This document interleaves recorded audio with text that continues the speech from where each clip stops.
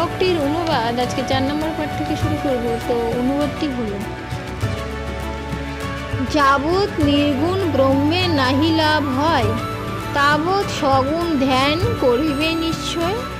আবার নির্গুণ লাভ হয় যেই মাত্র, পুরুষের অহংকার হইবে নিবৃত্ত।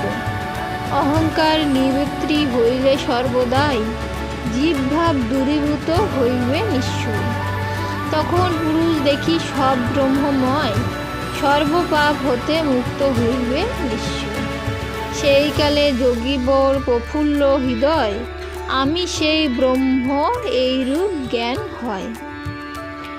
এইরূপ জ্ঞান তার হইবে যখন, বৈধ ও অবৈধ কর্ম থাকে না তখন। এই রূপে এ ব্রহ্মাণ্ড করিয়া নির্মাণ, লোকহিতে চিন্তান্বিত হন ভগবান। কর্মসূত্রে বদ্ধ